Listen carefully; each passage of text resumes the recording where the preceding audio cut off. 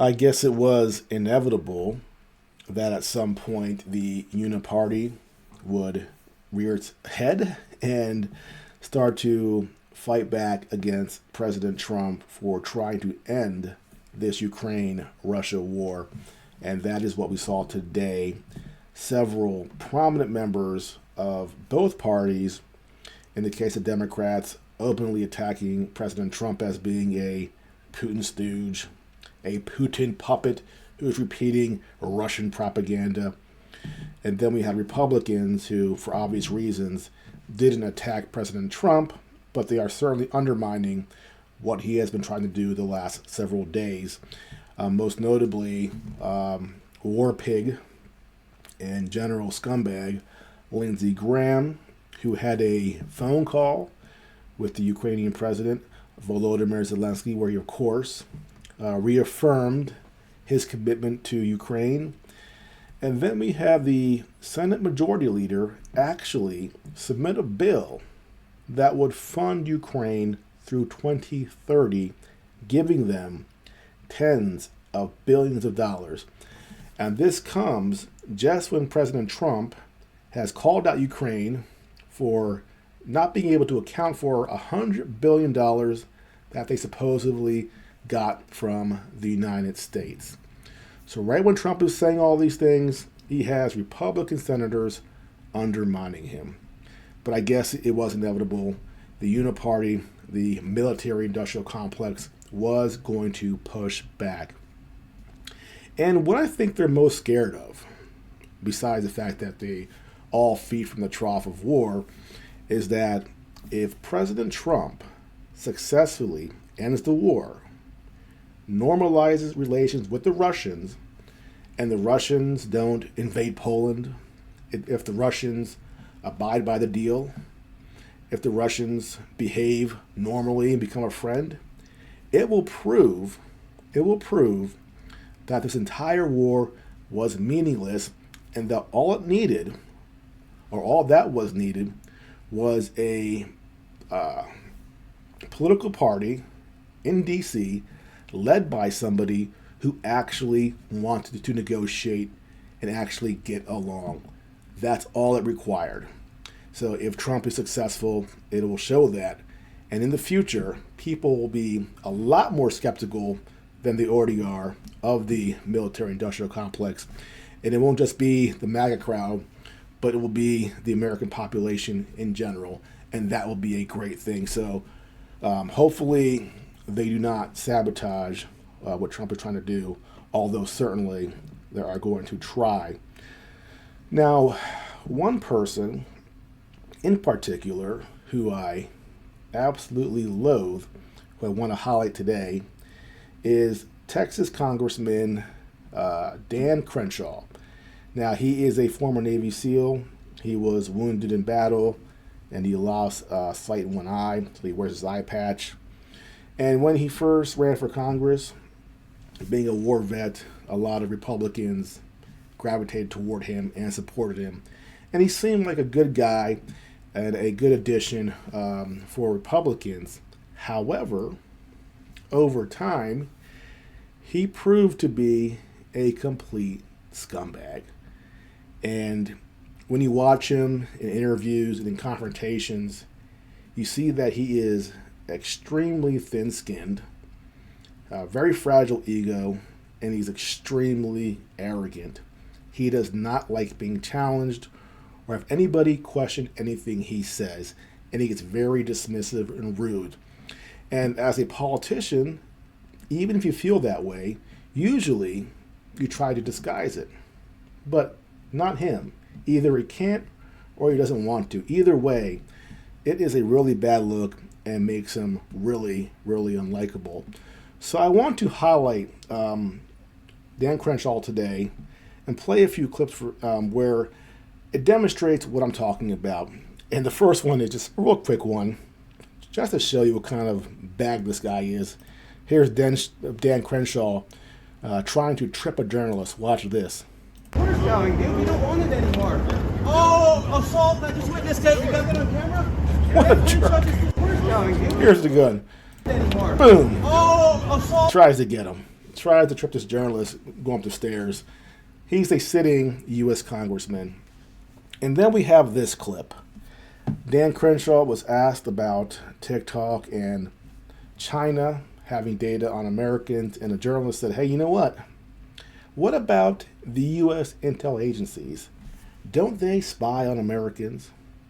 Well, of course, we know the answer. The answer is, yes, they do spy on Americans. It's obvious. But here's what Dan Crenshaw says. And notice him not only lying, but again, his attitude, how he's so smug and arrogant. It's really, really it makes you not like him. So check this clip out. Access to everything TikTok has, which means data on all Americans. And with data and with access to your app that you're addicted to, you can vastly manipulate an entire population, which Chinese have done already. Are you worried that our intelligence agencies are doing the same thing domestically? Am I worried that, I know that they're not. They're not manipulating Americans? They're not controlling the flow of information? Yeah, did you have some evidence otherwise that you'd like to share? I mean, okay. Before That's the any serious questions? So ByteDance were to say... Doesn't like that. Congressman, you asked for an example of the U.S. intelligence agencies meddling in our information. What about before the 2020 election when 50 members came out and said the Hunter Biden laptop was Russian disinformation? Does that count? No, because I mean they were retired. They were retired, but the FBI had the laptop for over a year. There's nothing even close to what TikTok. Access to everything. So, just a jerk. We know, of course, that these 51 intel heads, they weren't nobodies. They ran the CIA, the NSA. These were top guys who lied and interfered in our election and actually helped Joe Biden win in 2020. And it was the former Secretary of State, Anthony Blinken, who actually put that letter together. So in return for getting the letter and everything, he was given the spot of Secretary of State. So yeah, Dan Crenshaw being dismissive and lying. So now we have a clip from today, and this is Dan Crenshaw with Piers Morgan debating Glenn Greenwald. And here, again, notice his condescending, nasty attitude, and he will tell several lies that I will go ahead and debunk and show that he's absolutely a full of crap. So, Dan Crenshaw on Piers Morgan. Every single day. I just think we should save our fury about whether Ukraine get included or not for when they actually get excluded. Can I just assert a little bit of realism into the conversation? Yes. Because I know Dan started off by saying, "Oh, Russia's this crappy little second-rate power. We have to flatter them and make them think they matter, but they really don't. They're really weak." It's always a pretty weird contradiction to simultaneously say that and then at the same time warn that Russia's going to start invading Western Europe. Let me stop there. I've made that same point a million times. Russia is full of drunk, untrained soldiers who aren't properly armed. They're incompetent. They have no leader corps within the military. Yet, at the same time, the elites tell us that Russia is going to invade Poland and NATO and march across Western Europe. So they can't keep their story straight. They will basically say anything at any time to bolster their position, even if it's a bold-faced lie, and completely contradictory to other things they have said. So Glenn makes a great point here. Crappy little second-rate power. But the reality is, this is the reality whether you like it or not, Russia has fought a war now for 3 years against unified NATO and the United States, pouring hundreds of billions of dollars and highly sophisticated weapons into Ukraine, and the front line continues to move westward, not eastward, where the Russians are gaining more and more territory. More and more Ukrainians are being killed. There are fewer Ukrainian men left in that country who want to fight. They're being forcibly dragged in there and used as cannon fodder, or they're fleeing and risking their lives to do it. The reality is Russia is winning the war or has won the war. And you can say, oh, you must be a Kremlin agent to say that. Well, you just got to know nothing about military information or tactics. That's what you have to do to say that. You just have to know nothing. So the idea that is clearly what you do. Yeah, well, I mean, you've got so many facts wrong. It's hard to know where to even start. You want it? You think Ukraine is winning the war? In which direction is the front line moved, Dan? Look, has it moved westward or eastward? It depends on where you're looking at. The It front depends line on where is you're collapsing. looking at. I hate to break it to you, but it depends on where you're looking at. And the ratios of Russian deaths to Ukrainian deaths, it's like 4-1. Okay, so that right there is a massive whopper. He says the ratio of KIA is 4 Russians for 1 Ukrainian, which is absolutely wrong, and I'll show you at the end of this video why it is. But as far as who's winning, in 2024, the Russians have retaken 4,000 square kilometers of territory, or not retaken, but conquered. And as far as him saying, well, it depends on where you look, which way the line's moving, he's referring to the Kursk region where the Ukrainians had that incursion there, and they've been beaten back, but they're still lodged there. And the Russians aren't in a particular hurry to dislodge them because on the other parts of the front, they're making good progress. So Russia is winning the war. Are they winning fast? No, but they are in fact winning the war. You just don't know what you're talking about. Tens of thousands You've never fought of Ukrainian anything. men. You have don't no know idea anything what you're about the talking about. military. I fought a lot of things. I fought a lot of things. Oh, you fought a lot of just because things? you were in the military Tell me what doesn't make you an things. expert. I'm sorry to say that Donald I don't need Trump to be is an winning expert. I just know basic facts, and I have all the briefings on it. I don't think. So he mentions briefings. We know for a fact, if you like to talk about facts, that the U.S. intelligence agencies will repeat verbatim what the Ukrainian Ministry of Defense says. So the MOD from Ukraine feeds our intel garbage, and we repeat it uncritically. So if they say that 1 million Russians were killed in 2024, that number will show up in the briefs in the United States. And we'll have people like Dan Crenshaw repeat it uncritically because he's a moron. Objecting.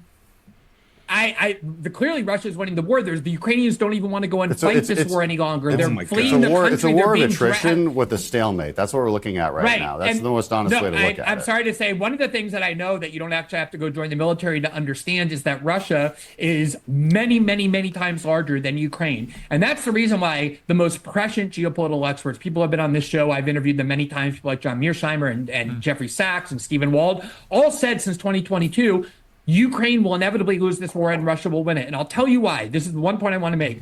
When President Obama was on his way out of office in 2016, Jeffrey Goldberg interviewed him for a cover story on the Obama foreign policy doctrine. And he criticized Obama for not standing up to Russia in Syria and in Ukraine. And what Obama said was, the reality is Ukraine is and always has been and always will be a vital interest to Russia because it's right on the other side of their border, and it has never been and never will be a vital interest to the United States. So the idea that we're going to confront Russia or go to war with Russia over who governs various provinces in eastern Ukraine is absolute madness. All right, and President Obama was absolutely right, and President Trump thinks that too. All right. And that's a great point. Ukraine is a vital interest for Russia. And they were never going to allow the United States to turn Ukraine into another military base where we could aim missiles at Moscow. And, that's a reason why starting this war was so ridiculous was that Russia was never going to lose this war. And if necessary, they would launch nuclear weapons to make sure they didn't lose because they would not allow Ukraine to be turned against them and to be turned into a NATO base. But I want to go back to what Crenshaw said about Russia losing people at compared to Ukraine, 4-1, which again is a ridiculous number. So the reason it's ridiculous is because even though we don't have the exact figures, because let's be honest, both sides, for obvious reasons, lie about how many casualties they've incurred, and they exaggerate the other side. So let's be clear. Both sides are guilty of it. But that being said, we do know a few things. First of all, Russia, they had one partial mobilization in the fall of 2022, whereas Ukraine has had multiple mobilizations over the last several years, and they've been lowering their age for mobilization because they have been running out of people. So when you look at that, the fact that Russia has been able to maintain this war effort without mobilizing people just by having people join the military, clearly they're not having the manpower problems. And if they were dying in these huge numbers, would people be willing to join the military? Word would get back to people in Russia, the men there, that, oh my gosh, if I join, I'm going to be in one of those, meat waves and be killed. So people wouldn't be joining the military in Russia if they were losing with those numbers. And also we have the situation where in Ukraine, they are forcibly mobilizing people. They have a service called a TCC, and these are groups that go around rounding up people for conscription. And if you don't report when you're called in, they come to find you. So I'm going to play in the background here a collection of videos of men in Ukraine being forcibly mobilized. And I have more videos. There are so many of these videos.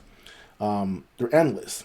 And it really shows you how sad it is that all these men are being forced into vehicles and dragged to the front. Now, when you ask people, why aren't these videos coming out of Russia? What do they say? They say, well, that's because Putin's an authoritarian and they prevent this from happening, prevent people from recording and releasing videos because they will go to jail. Well, that's actually true for Ukraine as well. Matter of fact, if you're caught filming, for example, a missile strike, they will come and find you and arrest you. So that's not an excuse. The reason why we're seeing them from Ukraine and not from Russia is because they're happening in Ukraine and they are not happening in Russia. And again, it's very, very sad. But back to this issue of the 4-to-1 casualties, getting past the fact that only one country is doing this, which is Ukraine. We can look at the mobilizations, for example. Russia had a partial mobilization in the fall of 2022. And Ukraine has had multiple full mobilizations, and they've passed laws to change the age for being mobilized because they are running out of men. Meanwhile, Russia is able to maintain its military through recruiting, where people are voluntarily joining the military. Now, if you have these casualty rates, the way that Dan Crenshaw is saying, people would not be signing up for the military. They would be running. But that's not what's happening in Russia. People are voluntarily signing up. And yes, of course, Russia is offering incentives, more money to join. Obviously, during wartime, you have to wave some things there, some carrots for people to come on board. So they're doing that. But ultimately, though, they're not forcing them to be in the military. And then you look at the battlefield. Russia has a 10-to-1 advantage when it comes to artillery, not just their pieces, but when it comes to their munitions. They're able to manufacture tons of it. Ukraine is always far behind. So in this artillery war, Russia has a huge advantage. And Russia also has the advantage when it comes to air superiority. Ukraine got their F-16s, and they have done almost nothing on the battlefield. All that about the F-16s changing the war, no, it hasn't done that. Meanwhile, Russia, they have their glide bombs. They fly about 40 miles from the front line, and they drop these glide bombs that are 500, 1,000, 2,000 pounds, and they pound the Ukrainian lines, and they're absolutely brutal. So you look at these advantages, and you look at the conscriptions. Who was actually losing more men? And Russia had 200,000 men back in February of 2022 during the initial invasion. Now they have around 700,000 in Ukraine. If they had been losing 4-to-1, my God, they would have their entire initial force wiped out 5 times over, and that simply hasn't happened. And meanwhile, we know from December 22, Ursula von der Leyen, who was head of the EU, she said during a meeting that Ukraine had lost in December 2022, 10 months into the conflict, 100,000 killed in action. Now, when she said this, she was immediately attacked by the Ukrainians saying, "How dare you say that? That's propaganda. That's fake information." And she withdrew her statement and later said, "Oh, no, I meant to say that it's 100,000 killed and wounded. And I was just saying it to show the brutality of the Russians." Of course, I believe her original statement. There was probably, in December of 2022, 100,000 killed. And it's been over 2 years since then. And Ukraine launched their costly offensive in 2023. So that number, killed in action, could easily be 400, 500,000, and possibly more. So if Russia was losing 4-1 KIA and Ukraine has lost, say, 400,000, that would mean that Russia would have 1.6 million casualties or killed in action, and then including their wounded, that'll be like 5 million casualties if you have 4 people wounded for everyone killed. 5 million. There's zero chance Russia has suffered that much. And we would have a lot more coming out of Russia from the population there if that many Russians were being killed. And we're simply not seeing that. As much as they say that Russia is an authoritarian country, people have the internet, they have their phones, they have social media, they have ways to get around things. There's Telegram. People in Russia would be talking if they had lost that many people. And there simply is no evidence for that. So Dan Crenshaw spreading misinformation on behalf of the military-industrial complex. And again, he is John McCain Jr. He is Lindsey Graham's little buddy. He will never challenge the MIC. He will never challenge the intelligence community. And in 2025, the corruption from both of these places is well known and documented. So for him to deny it means that either he's a fool or a liar. And in his case, no, he's definitely a fool, and he's most definitely a liar. So Dan Crenshaw, what a disappointment. Rhino from Texas, absolute disappointment, and hopefully he is replaced in the very near future in the primaries by somebody who actually is a MAGA Republican and not just another iteration of John McCain. No more deep state guys, no more warmongers. We need some actual patriots in there who are actually going to tell the truth. So hopefully he gets primaried very, very soon. Well, that is it for now. If you are new to my channel, like and subscribe, and I will see you next time.